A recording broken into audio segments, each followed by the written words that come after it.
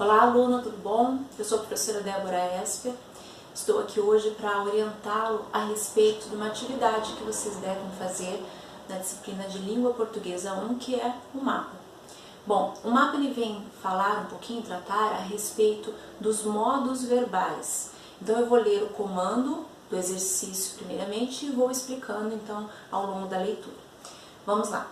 Os verbos conforme Calixto podem indicar ações, processos, estados, comandos, constituindo as marcas modais ou, para a gramática normativa, a categoria dos modos verbais. Então, nós estudamos por meio do livro de vocês, então, que os verbos têm seus tempos característicos, as pessoas, o número e os modos, entre outras coisas também. Então, são 3 modos verbais, tá? Conforme Bechara 2009, o modo verbal demonstra a posição em relação à ação verbal e seu agente ou fim, isto é, o que o falante pensa. Continuando então, e de que maneira quer marcar sua intenção e impressão no texto por meio dos verbos. Então veja, conforme Bechara, um grande gramático da língua portuguesa, os verbos eles têm 3 modos e esses modos vão marcar de alguma maneira essa intenção do falante ou do autor.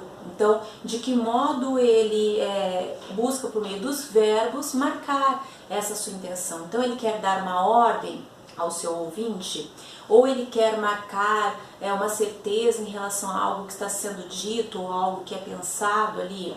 Ou então não, ele quer deixar meio que uma ideia de dúvida, de hipótese a respeito daquilo que está sendo destacado no texto.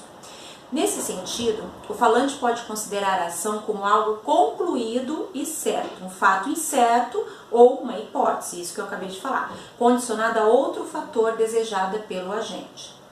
Assim, na língua portuguesa tem-se os modos indicativo, subjuntivo e imperativo, os quais atuam como já destacado conforme a intenção do autor, produzindo sentidos ao enunciado. Enunciado, o texto que está sendo escrito ou falado, tá? Com base em tais afirmações e em seus conhecimentos acerca da gramática, ressaltados no capítulo 2 do livro, então vocês vão até no capítulo 2 do livro, os verbos serão destacados na aula 2 também, tá? Vocês têm também as aulas conceituais, enfim, vários recursos para que possam ler a respeito dos modos verbais e fazer a atividade mapa. Analise a crônica a seguir de Rui Castro e responda em cerca de 10 linhas por meio de um texto interpretativo as seguintes questões. Então vamos lá. Vocês têm aí de fazer um texto interpretativo porque vocês vão ler a crônica do Rui Castro e vão escrever em 10 linhas respondendo a essas 4 perguntas que eu vou citar agora, mas interpretando essas perguntas por meio de trechos dessa crônica, tá? Porque não é só assim uma pergunta, quais são os 3 modos verbais, como eles se caracterizam. Qual é o modo verbal que predomina na crônica, então vai interpretar na crônica.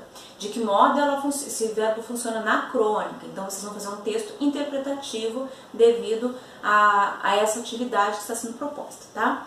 Então, a primeira das 4 questões, qual dos 3 modos verbais prevalece no texto, entre aqueles 3? Qual é o efeito de sentido produzido pelo autor por meio desse modo verbal? Então, esses efeitos de sentido que eu falei e tem também no comando, tá? Como percebemos esse sentido por meio de trechos do texto? Então, vamos supor que o Rui Castro ele usa aqui no texto o verbo no modo imperativo, que prevalece o modo imperativo. Qual é o sentido desse modo imperativo? O que se pretende quando a gente usa muito verbos no modo imperativo? Tá?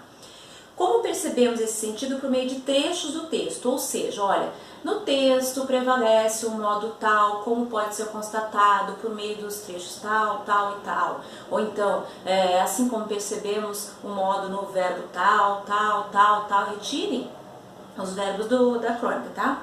E por fim, porque nesse caso o autor optou por tal modo verbal? Por que ele optou por usar o modo imperativo? Ou por que ele resolveu usar o modo subjuntivo? Ou então, por que Rui Castro escolheu mais verbos no indicativo? Qual é a intenção dele em relação a esse tema? O Rui Castro vai tratar na crônica Prazeres da Melhor Idade, então, essa característica, né, das pessoas, da vida das pessoas nessa melhor idade ou conhecida terceira idade, quando as pessoas ficam mais idosas. Então, de que modo ele trata sobre esse tema na crônica? Qual é o pensamento dele em relação a essas coisas que acontecem, né, nessa melhor idade? De que modo o verbo marca a posição dele em relação a esse tema? Tudo isso que vocês devem responder, então, por meio de 4 questões que vão guiá-lo, tá? Lembre-se de, primeiro, ler a crônica, destacar todos os verbos, isso é muito importante, tá? Verbos, locuções verbais. Depois que vocês destacarem todos, aí vocês vão então olhar se esse verbo, cada um deles está no indicativo, está no subjuntivo, está no imperativo. Vejam qual é o modo que prevalece e aí depois comecem a perceber qual é a característica desse modo. Como que eu posso entender essa característica aqui nesse texto em relação a esse tema, tá? Lembre-se que nesse caso o Ricardo está escrevendo em primeira pessoa sobre um tema que eu já destaquei. Então, de que modo que esse modo verbal vai contribuir para ele marcar tudo isso que ele pensa, certo? Faça uma atividade de maneira muito clara, bem organizada, com coesão, então ligando as ideias. Lembre-se de que quanto mais claro você marcar a sua interpretação nesse texto, mais fácil será também para nós entendermos, né, aquilo que você está respondendo. Então, preocupe-se com as 4 questões que vão guiar a atividade e também com a organização do texto, certo? Que você tenha, então, uma boa atividade e que essa atividade contribua para o seu crescimento em relação aos verbos. Até uma próxima!